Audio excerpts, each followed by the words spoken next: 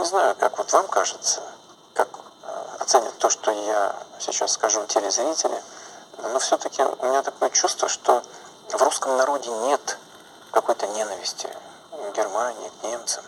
Нет внутреннего отторжения. А время еще, как говорится, лечит все раны. Я не сторонник того, чтобы заставлять все поколения немцев посыпать голову пеплом и бить себя веригами за то ужасное прошлое, которое пережила их страна, вся Европа и весь мир, за прошлое, связанное с нацизмом, с фашизмом, в данном случае немецким фашизмом. Конечно, мы все должны, делая выводы из прошлого, ничего подобного в будущем не допускать. Мы должны очень бережно относиться к истории, к ее чистоте, не позволять ничего передергивать в этой истории и не допускать никаких подмен. То, что Герхард тогда приехал и привез с собой группу ветеранов Второй мировой войны, тех, которые воевали тогда против Советского Союза. Люди, которые смотрели друг на друга через прицелы, которые там стреляли друг другу, теперь встретились совершенно в другом мире, с осознанием общего будущего Европы и общего будущего мира, с идеями о необходимости поддерживать этот мир. Это вот, мне кажется, очень символично и очень правильно. Как вы думаете, момент? The tussle for power after Stalin's death in March of 1953. Khrushchev had been involved very much in Stalin's circle. There is a story that at the meeting of the Communist Party Congress, during which he delivered his long speech about the crimes that Mr. Stalin had committed, that someone in the audience set up an unsigned but written question. Mr. Khrushchev paused in the middle of the speech and read the question to the audience. What were you doing while Stalin was committing these crimes? The question asked. Mr. Khrushchev suggested that perhaps the author would like to arise and identify himself. No one stood up. Well, comrades, Mr. Khrushchev said, now you know what I was doing while Stalin was committing these crimes.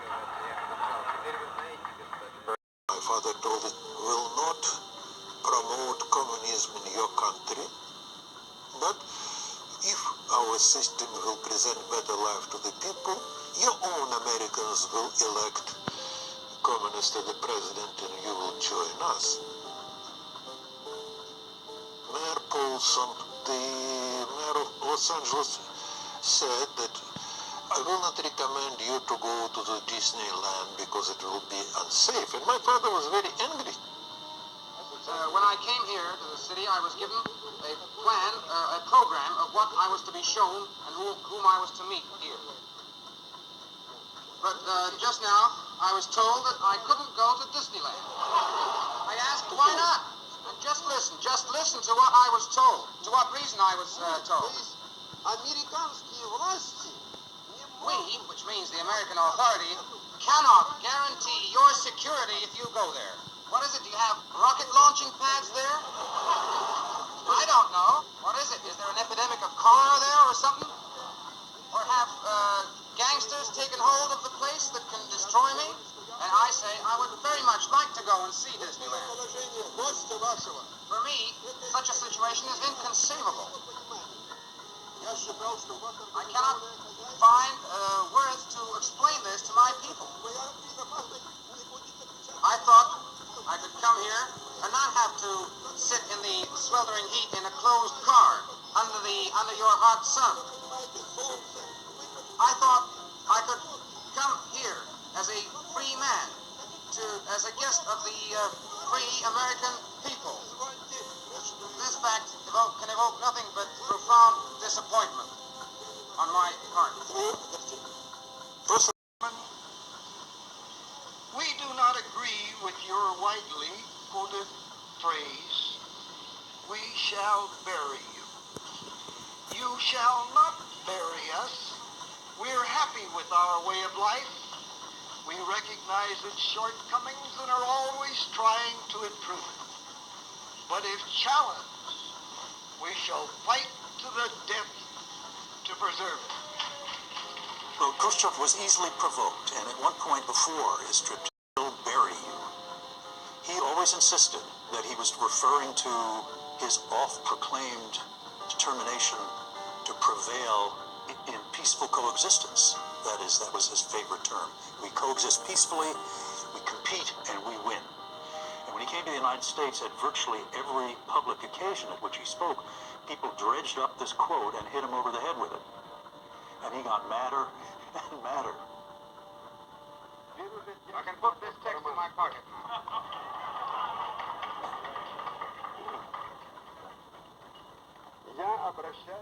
I turn to you, Mr. Mayor, my dear host. You have shown wonderful hospitality towards me and to my conference, and I thank you. But I want to say the truth. Can I do that here?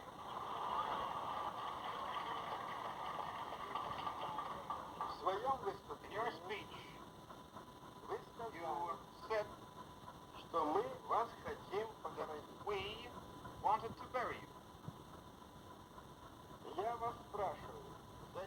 I want to ask you, why did you mention that fact? Already while I was here in the United States, I've already had occasion to give clarification on that point. I trust that even there it reads the press.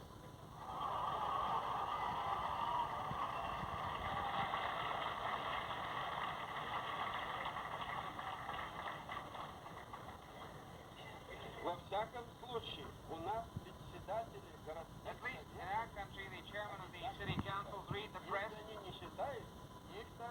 If they don't, they risk not being elected next time.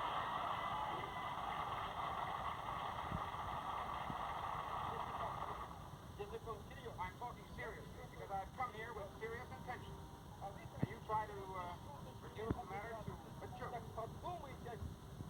It is a question of war or peace between our countries. The question of the life or death of the people. He claimed that that he was perfectly capable of flying back to the Soviet Union immediately, canceling the rest of the trip, and no Soviet official would ever return. And by the way, we're turning out missiles like sausages. So the people in the hall got scared. So he threatened Americans when he talked that we produced missiles like sausages. Do self-service in our cafeteria, in our plants.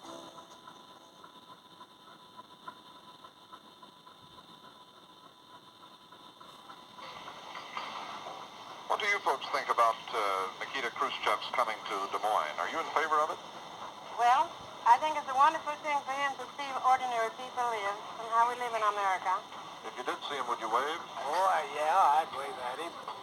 I'd wave anyway if I didn't like him, you know. It'd be a poor wave, you know. A poor wave? Yeah. Thank you very much. And that's the way the people feel along the drug counter of Kat's drugstore. Well, tomorrow, Mr. Khrushchev goes to the Garst farm, the real object of his visit to Iowa. He had said all along that he hoped to visit his old friend Roswell Garst. Our live television cameras will be on the scene. Tomorrow night at 8 o'clock, we'll return with a complete report on Khrushchev on the farm. Roswell Garst might have been the only man in the world who could steal a scene from Nikita Khrushchev. Garst was a big, pot-bellied Iowa farmer and developer of hybrid corn.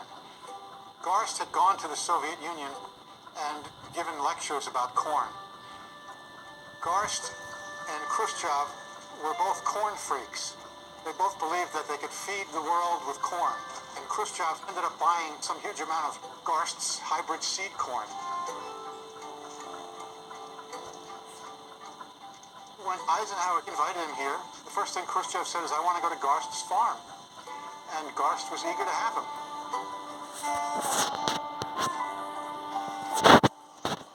So when he went, he was surrounded by TV cameras and reporters.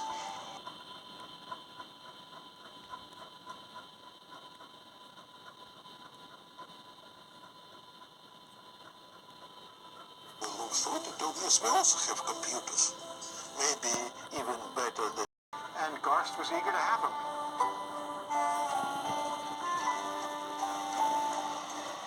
So when he went, he was surrounded by TV cameras and reporters who had gotten there a little bit before he did and wired everything for sound. There were TV cameras everywhere. And Garst, for some reason, didn't expect this. He expected Khrushchev would show up with a few reporters and a translator and Henry Cabot Lodge, and he could actually show them how hybrid seed corn farming worked. And there were all these cockamamie reporters trampling his corn, walking all around Khrushchev. And so Garst got really irate. And at one point, he pulled a stalk of corn out of the ground and started charging the photographers. Get back, get back.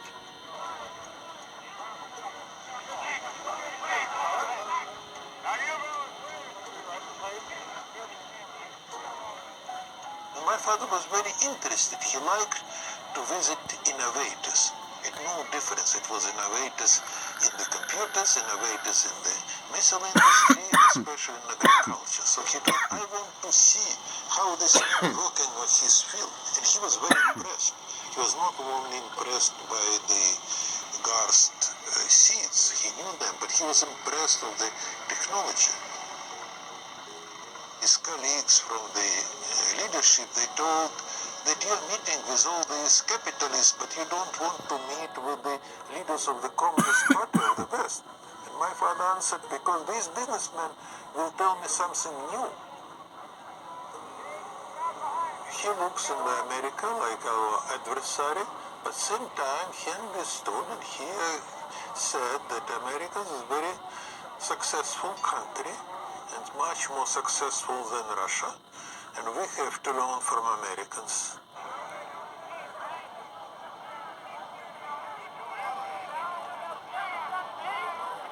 And so the people became more and more familiar with him.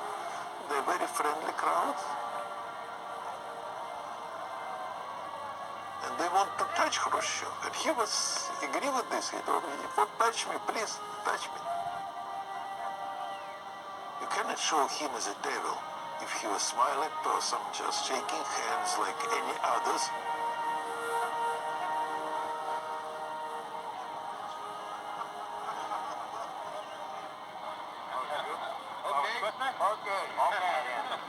Mr. Khrushchev had his first Frankfurter in the sausage-making department of the packing plant. He proclaimed it good. He said that the Soviet may be ahead in moon rockets, but we seem to be ahead in sausage making.